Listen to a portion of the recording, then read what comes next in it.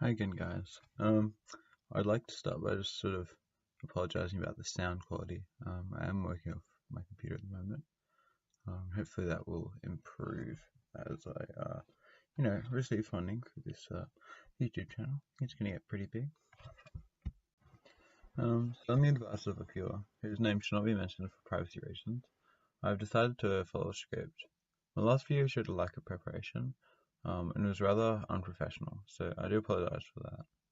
I'd also like to add that last week's video received a great response, and I'm immensely grateful to all you viewers for supporting me. No, I can't do scripting, to be honest, so we're just gonna wing it again. I guess to be completely honest, I just don't have the time to write a script and that sort of thing. I just sort of want to start by talking a bit more about what I sort of want this channel to be. And for me, I sort of had to think about this for a while. Kind of came to me while I was writing this video, and that was going to be about pens. So I sort of looked into the history of pens, sort of write some stuff like that, and I sort of had what other things I could talk about, so like different grips, things like that. But then I decided, well, it's boring, you know. I don't want to read people boring stuff. I just want to, tell them the things that are interesting. And so I decided the meaning that I've found for my channel at the moment is sort of being amazed by things we use every day, but don't think about. And so I sort of mentioned that in the last video, but didn't really develop that idea enough, I don't think. So I might really have that as the central focus of today's video. As well as I didn't really want like a fixed purpose for the channel, so obviously I'll try to keep within the same sort of structure and same sort of length, as to not sort of, detract from the original theme. But, I think this channel needs to be something that's constantly evolving. I'm someone who likes to constantly try new things, so I'll definitely keep on trying around stuff until I find something that really sort of resonates with me and the audience, hopefully. Anyway, let's get into the video. So basically, the first thing I came across when looking into pens was, why are they straight?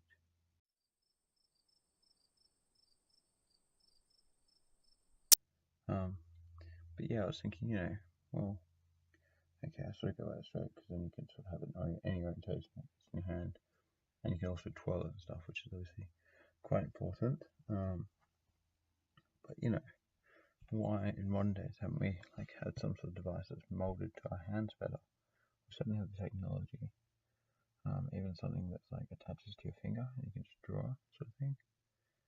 But no, we sort of stick with this conventional model that's been around for ages, and it's become such an integral part of society that we don't really question it anymore, and so we don't really ask what it could be. And again, that's sort of something I want to do this channel, ask what it could be.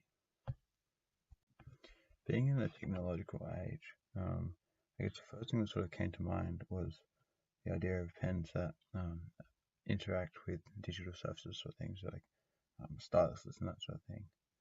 And obviously these have a major role to play in the future. But it sort of raises the question for me, well, yeah, okay, I get why the pen has to be that shape if you're writing on paper and that sort of thing. But when it comes to sort of digital things, if it's touchscreen, you may as well just use your fingers, right? And draw with them.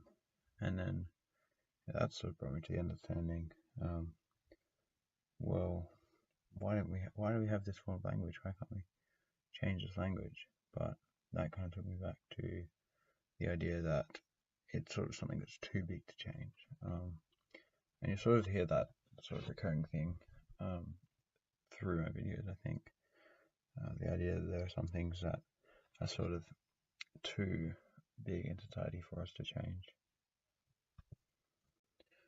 Now, I know I said that pens are an integral part of society, so you might think, oh, if we can't change pens, so what's the point of this video? But I think that, physical objects that are sort of relatively easy to make, if you come up with some sort of new design and start commercializing it, it could definitely take over within the next 5 to 10 years if it's marketed correctly, and if it does have sort of greater attributes than the standard model. So in terms of features, the main feature that I sort of thought about is the idea of a grip. So sort of having something that's customized for our hand. I know that certainly when I use my pen when I'm writing, I get like my nail digs into my finger and get hand cramps and all that sort of thing, and you sort of have to use specific muscles and put specific pressure in specific points. I think that could be sort of reduced if we used grips and sort of spread out the load, I guess. So my design would be something like a gel sort of grip. I'm not really sure how big, maybe like a ball of some sort. It sort of fits inside your hand while you're writing, like the extra space that you always have. I'm just trying to hold a pen now to get a feel of what it would be like. Yeah, just sort of something that fills the space in there.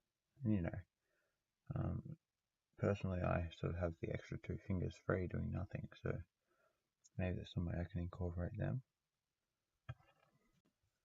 My second idea was to have wheels. And what I mean by this is sort of, as you're writing, you sort of have to move across the page to write something.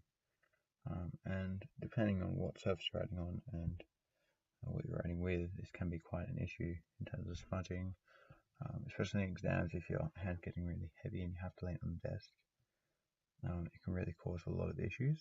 And so I think maybe having wheels either attached to the pinky or the side of like the palm of the hand would definitely be a benefit to the standard model of the pen. Another idea I had, and this was kind of a bit futuristic, I would say, but sort of the idea of predictive text when writing.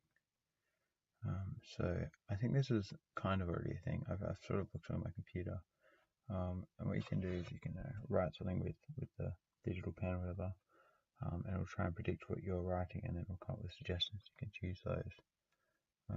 But yeah, some sort of autocorrect thing like that would definitely be an asset to the pen. And I was sort of thinking, could you build that into the pen model itself rather than the technology? And I think our technology is a way off, and by the time we sort of would come up with something like that, everyone's probably on touchscreens anyway, so it'd be easier to do that. But it's still an interesting concept to think about, the sort of autocorrect when writing. It's something that would probably be uncomfortable for a lot of people, but definitely beneficial in the long run.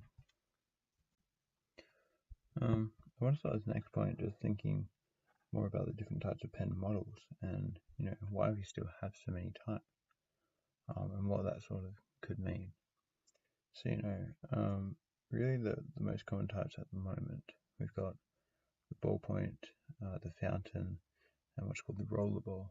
The rollerball is a bit less known, so I'll sort of tell you a bit about that one. Basically, the rollerball is it's like a ballpoint pen, but it's got more of a liquid ink, and it sort of allows for smoother writing, rather than the ballpoint pen, which is very much, you press and it comes out where you press the thing. The rollerball pen sort of gives you a bit more space and sort of flow when you're writing. It doesn't require as much pressure to press down as well. The downside to the rollerball pen is it does run out quite a lot sooner than the ballpoint. Having said that, it still begs the question, why do we have these 3 different pens? Like, surely one of them is better than the others. And I think there's some sort of truth to that, but it's very opinion based, and so you can't really have a best when it's based on people's opinions. So I sort of thought, well, I think in terms of technology, the ballpoint is really the only main one that exists. So perhaps we need to work on incorporating the fountain and the rollerball more into technology. you can sort of get calligraphy pens and online representations of those as well. But I think, you know, with better pen technology, you can sort of work with its gyroscopic motion and, you know, use that to determine where the certain strokes line, that sort of thing. Could definitely be sort of revolutionary for the artistic world. Yeah, so I've covered a fair bit in this video. It's been pretty full on compared to the last video, I'd say. That was sort of more low-key, more chill. But I hope I've sort of inspired someone out there. And if you guys have any ideas for sort of pen revolutions, or, you know, things that we could change to pens to make them better for our use, you can choose to either share them in the comments or hit me up with an email. I know a lot of people might be sort of sensitive, not wanting their ideas to be taken. Obviously, you know, to sort of change the model of a pen would be a very big move, and so to take that idea, it could be, you know, could cost you a lot of money, really, in terms of its potential, I suppose. So thanks again for watching this video, or listening if you're just listening to the recording. Yeah, as I said, this sort of channel is going to be constantly evolving. I don't want to be scripted, so it's not going to be scripted. It's just going to sort of be when I've got time. I've got a pretty heavy workload at the moment, so I won't be doing too many uploads. Saying that, I will try to get some stuff up still. Another thing I just want to quickly add before finishing this video is that things don't always go to plan. So, you know, when I'm making these videos, sometimes I'll sort of say stuff and be like, oh, that kind of sucked, whatever, and, you know, I don't think people will like that. But, you know, that's just sort of the beauty of doing improv. And that's really what I want this channel to be. You know, I want it to include all the stuff ups and all that sort of thing, and just be as natural as it can be.